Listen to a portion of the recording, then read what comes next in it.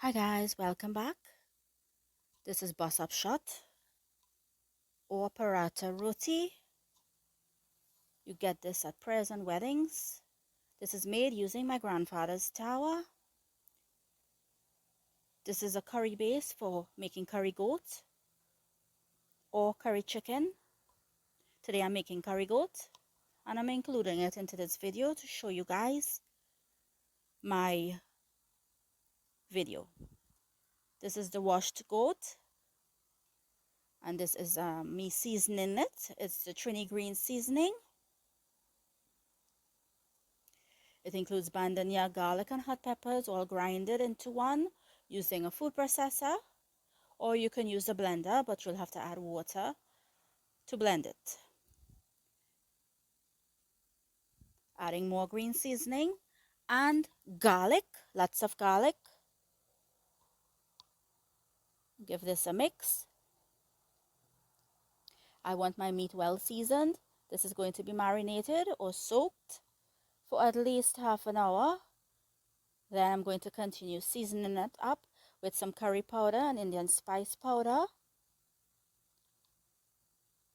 This is just to get that meat to that curry color, not too much, for that flavor to start to marinate into that meat or soak in into that meat. Perfect. Let it marinate and set it aside. Here I'm going to do some chana and aloo. I have seasoned my chana and I'm chunking it here into my curry paste.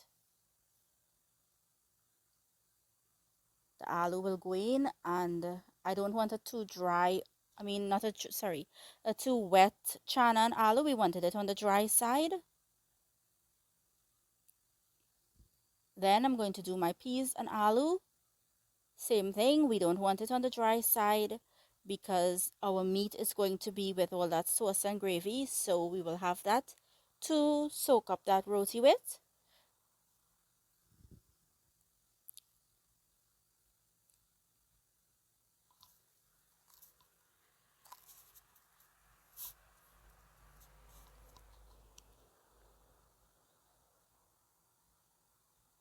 Here I'm going to need my roti dough. I'm using 3 cups of flour, 2 teaspoons baking powder, 1 tablespoon sugar, and 1 teaspoon salt. This 3 cups of flour is going to give me 1 large roti. You're going to continue kneading it here with water. I used milk and water at the beginning with a little vinegar, and I continued it with the rest with water to make the final dough. You're going to knead it. Once it's a soft side dough, your roti is going to come out really nice, light and fluffy. The different sizes and for the measurements is there. See how soft the dough is? This is what you're looking for. Cover it for 15 minutes or a little more. It depends how fast you want to make your roti. This is what the doughs would look like. I need them separate so that you will have an idea, to give you an idea of the measurements. Here I have butter, ghee, and coconut oil. Those are the products that I used. And it will give you a light, nice, fluffy roti, not a heavy roti. Then you're going to take each piece of your doughs, roll them out. Not too thick and not too thin. As I said, if you know you want to make smaller rotis, you can use that one dough to split it into half and do the same process as I'm doing here. Buttering it or spreading the ghee and butter and oil mixture, then sprinkling it with some flour and rolling, cutting the middle there halfway through and rolling it like a cone or folding it like a cone. Whatever technique you choose to use, it doesn't matter. When it's folded, I find the roti comes out a little more lighter than rather rolling it. So it's up to your preference, what you like. Then you're going to set back each piece of dough and cover it. Keep them covered with that plastic wrap so it will remain nice and moist. Then you're going to take each of the rolled dough and roll them, sprinkling some flour on your surface that you're using, and roll them. Brushing your tower with that same butter mixture before adding in your rolled dough to your tower. Opening it out with your hands. Be careful, the tower is hot. When you see that bubble starts to form on top there, that is when you're going to flip your roti. Then you're going to brush each side with that buttery mixture and flipping again. We didn't add too much of the butter mixture because we don't want it too buttery or oily. So it's just a nice consistency. Then you're going to use your two dabblers and doing that same technique to burst them up. Now I don't like to burst them up too much. And continue making the rest of the rotis.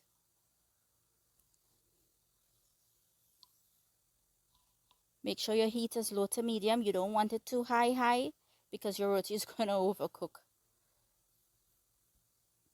I like it with the little brown spots. As I said, if you find when making your roti it's too dry, just brush them back with that buttery ghee oil mixture. Now you can use either one. You can use the ghee, you can use the butter, you can use the oil alone. It all depends on your preference. I just added a little bit of each to give it that nice texture. And that's our end of the roti here. Soft, nice, silky roti. And here I am going to show you how I chunked that seasoned goat meat. In the oil, you're going to add your curry or carapuli leaves and your panchpura and let it fry up a little bit. Adding in here the onions, the garlic, the onions and pepper, and then the garlic.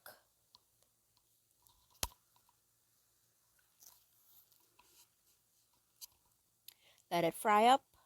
Then adding in your curry powder with your spices and let that fry up. Adding in your tomatoes and let it fry up.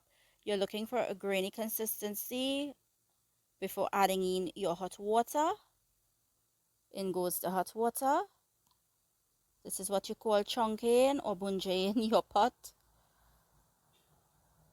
And then you're going to let that fry up before adding in your seasoned meat to your curry mixture. Give it a turn to coat all of that curry flavor mixture into the goat meat. You can adjust your heat by moving in or moving out a piece of wood that's lighting because you don't want it on a high side. You want to take its time and cook. Then you're going to top it up with that water. Make sure your meat is covered and cover it with your pot cover or your fig leaf or banana leaves. And when it's almost finished, you're going to add your chopped celery and chopped bandania, and that's it. You're going to leave it with a nice sauce. So while it cools down, the sauce will tend to get a little thickened up and you will get a nice sauce and gravy mix to eat with your rotis. It smells really nice. This is a perfect consistency for me here. And I love using fine thyme when cooking goat meat. It gives it a really nice flavor.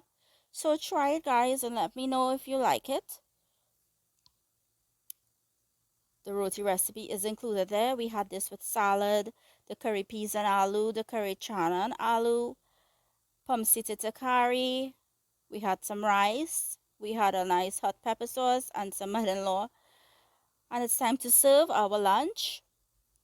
And this was our Eid lunch and a birthday celebration.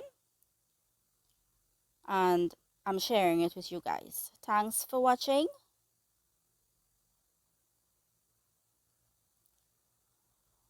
Do enjoy the rest of your day.